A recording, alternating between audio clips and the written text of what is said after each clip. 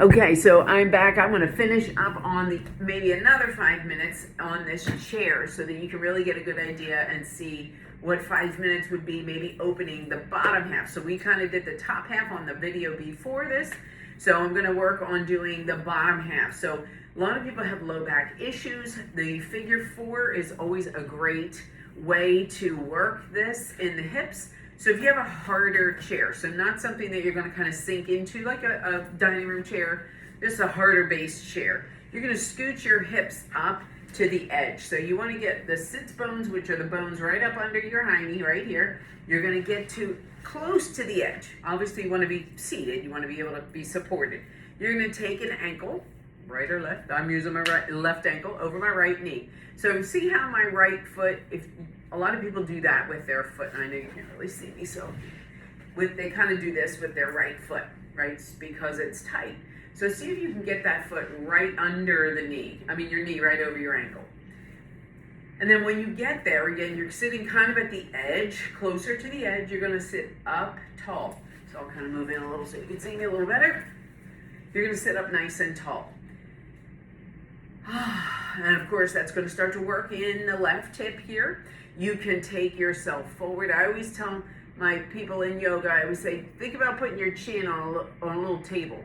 So instead of just dumping forward, which, hey, if that's all you can do, that's great. But think about hinging from your hips to pull the heart forward. Now, I will just make a little caveat here. I was not born really rubbery. Like, I have to really work at this, which I'm okay with because it feels terrific. But I feel like I was always very strong, but I was not really that rubbery kid. Like, maybe had I worked at it when I was younger, I would have come out this end much more rubbery, but I work at it all the time and it does feel good. And yes, I've made great strides. So I'm much further along than I ever would have been. So don't give up on yourself. If you're one of those people, oh, I'm not flexible, well, that's why we do this. So just stick with it. Again, 5 minutes a day. If you did this exercise 5 minutes a day, think of the opening that your hips would have.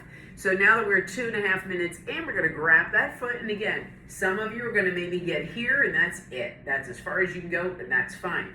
If you can extend out in front, that's okay too.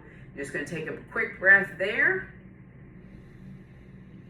And slowly release. And then we're going to go switch to the other side. Right ankle comes up. Remember, try not to let that leg fall in. Try and get the knee over the ankle. Get up on your sits bones. Don't worry about perfection. Just find that hip opener. Again, think about pulling your chin forward just enough. Trust me, your hip will tell you when it's enough.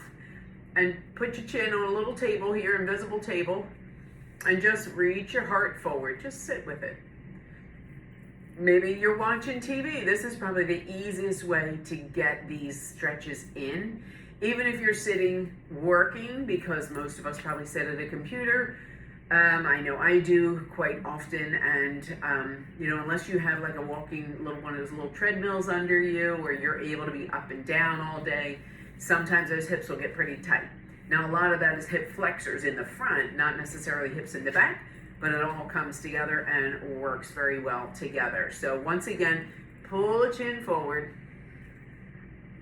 and just breathe. I think the biggest challenge in with people in stretching is they don't even give themselves enough time to just rest in the pose. Like when you're doing yoga, sometimes you'll hold a pose for maybe 3 or 4 breaths. And that's where your brain kind of shifts to, all right, we're safe here. It's okay. We can do this.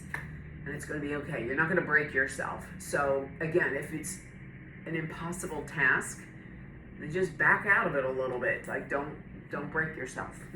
So, okay, we're coming up on about 4:30, 4 minutes and 30 seconds. So grab that foot again. If this is as far as you can go, that's fine. If you can get out here, it doesn't matter. Just find some length. Find that opening. This side is tighter for me, so it's a little bit more challenging for me, but I don't care. I just do it anyway.